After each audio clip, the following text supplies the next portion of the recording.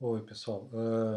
Voltando aos sólidos geométricos, eu queria explicar para vocês aqui sobre a possibilidade de desenvolver também, claro, depois que se estudou todos os processos de corte em sólidos geométricos, né, nos cones, cilindros, esferas e eixos, a gente pode começar a desenvolver alguns estudos de composição desses objetos. Isso também não é um fim em si, é apenas um meio para a gente poder dominar a representação da forma tridimensional. Então aqui eu tenho alguns exemplos de representação dessas composições, e a composição já diz, né? São vários elementos. Então eu tenho aqui três objetos, só para mostrar para vocês aqui a esfera, né? Onde ela mostra todos os três objetos estão sendo vistos pelo mesmo ponto de vista lá em cima, então dá para mostrar para vocês, né? O ponto de vista. E aqui é interessante que, além do ponto de vista, nós temos também um foco de luz, um ponto de luz. Então, observem aqui que a luz também vem do mesmo ponto de vista da observação. Tá? Então, observem que aqui um objeto vai projetando sombra sobre o outro. Nós encontramos aqui planos mais iluminados e planos mais que estão mais na sombra, né? Então, observem que a luz que vem de cima bate num ponto, provocando luz, e o ponto oposto, né, que está por dentro do objeto, representa a sombra. Então, sempre vai ter esse contraste, luz e sombra, né? Então, observem bem que o trabalho feito com lápis de cor aqui num papel mais ou menos granulado, ele vai criar uma textura no sombreado que não vai ficar uma coisa tão lisinha. Isso, por um lado, é vantajoso no lápis de cor porque ele facilmente satura num papel muito liso. Então, um papel não tão liso, ele consegue trabalhar uma textura onde a gente vai cruzar linhas uh, de vários matizes, provocando diferentes resultados no sombreado. Então, olha aqui, do trabalho do vermelho como uma base, né? Então, ele permite uma aplicação de outras tonalidades, como o amarelo, para deixar um pouco mais quente, e também de azuis e roxos, olha aqui. Então, ampliando bem a imagem, ele mostra que existem aqui ah, tons de azul e outras tonalidades que vão dando essa sombra, tá? Observem também no verde, né?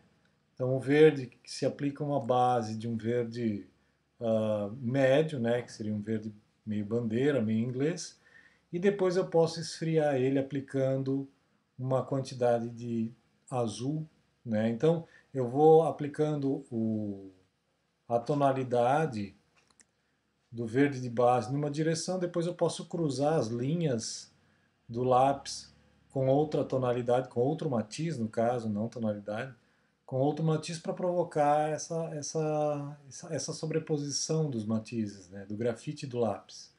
Então isso me garante que o papel não vai ficar saturado rápido e que ele vai me permitir ainda colocar alguns matizes, algumas misturas para trabalhar esse sombreado aqui. Ó. Então, desde o verde inglês aqui, onde eu anexei um pouquinho de verde bandeira, né, até o verde bandeira com azul.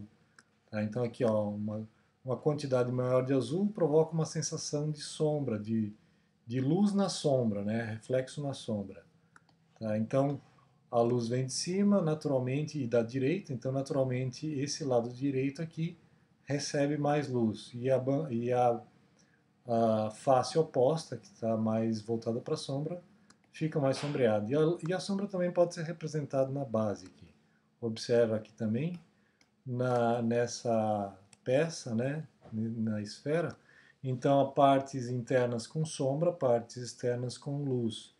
E o lado oposto da luz, então, ele recebe sombra com vários matizes de laranja, vermelho, então cria uma imagem não monocromática, não fica aquele matiz monocromático de uma variação só de uma cor, né? Que vai, se fosse só uma cor, ele iria variar do saturado para o não saturado. Então aqui a gente consegue contar com outro recurso que é adicionar outros matizes para provocar sombras mais escuras ou luzes mais quentes. Tá? Então aqui tem exemplos também com carvão. Ó. Então isso aqui é uma aplicação de carvão, lápis carvão, giz de quadro sobre um papel jornal. Então aqui também tem giz pastel seco aplicado. Observem que aqui esses detalhes de branco aqui dão a sensação de ser um objeto transparente, né? Então essas transparências também podem ser provocadas com o desenho, dando a sensação da materialidade do objeto que está sendo construído ali. Então isso aqui passa a sensação de um vidro, de um acrílico, né? Aqui também, ó, essas transparências todas. Então procurem explorar essas transparências. Como explorar essas transparências e esses reflexos? Observem que o vidro, o acrílico, a gente pode representar de uma forma mais, digamos assim, ah, clichê ou né, uma forma mais convencional de criar pequenos traços transversais de branco ou de cinza para dar a sensação de que é um reflexo do, da superfície lisa e lustra, né, do acrílico ou do vidro. Ó, então, isso aqui é um estereótipo da representação do vidro, né, é uma forma bem básica de representar. E não está errado. O interesse aqui, o objetivo não é ser hiperrealista, mas apenas dar a demonstração de que é um objeto transparente e que tem brilho. Aqui no caso, por exemplo, o metal, ele vai provocar sensações de manchas escuras e claras em alto contraste. Então eu vou ter meios tons, mas eu vou ter principalmente contraste entre o claro e o escuro. Né? Olha só. Tá? E claro, sempre aplicar todo o processo de sombreado, ele deve, ele deve partir do tom mais claro possível, né? E adicionando aos poucos a sombra, primeiro porque evita erros e depois corrigir erros com borracha não é o adequado, sempre criam manchas.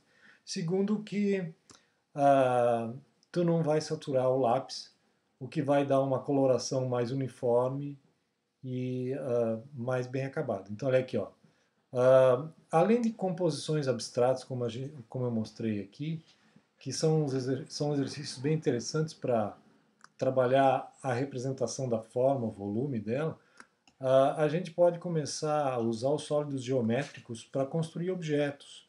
Se nós estudarmos na natureza, todas as formas que tem na natureza é uma combinação de forma adaptada dos sólidos geométricos. Então aqui, por exemplo, esse objeto que seria um conjunto de gavetas, claro, meio surreal, mas o importante aqui é mostrar o, uma forma de aplicar, né? Então aqui nós temos um móvel circular baseado no sólido geométrico, que é o cilindro, e do eixo também, né? Então ele é concêntrico. Aqui nós temos uma combinação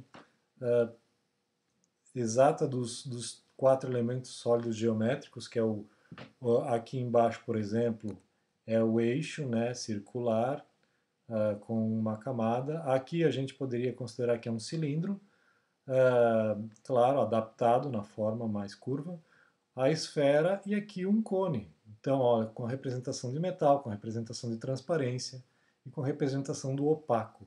Então, o opaco não vai provocar brilhos, manchas, mas gradações tonais mais suaves. O vidro transparente vai provocar transparências, eu vou perceber outros objetos por trás. E ele vai provocar também brilhos, né? E o metal também, o metal, principalmente o cromado, vai provocar manchas distorcidas de curva que refletem as imagens que estão no entorno. Então, todo metal ele reflete o ambiente, assim como o vidro. Né? Então, ele vai provocar manchas claras e escuras intercaladas com tons médios. Então, aqui também, ó, a adaptação de um objeto a partir de um sólido geométrico. Então, como se fosse o desenho de um rádio-relógio meio futurista, né? A ideia então é essa aqui, tu adaptar sólidos geométricos, usar o sólido geométrico para construir o objeto, o produto em si. Então esse desenho é feito a carvão e pastel seco. e lápis de cor sobre papel jornal. Tá? Dá para conseguir um bom acabamento. Ok?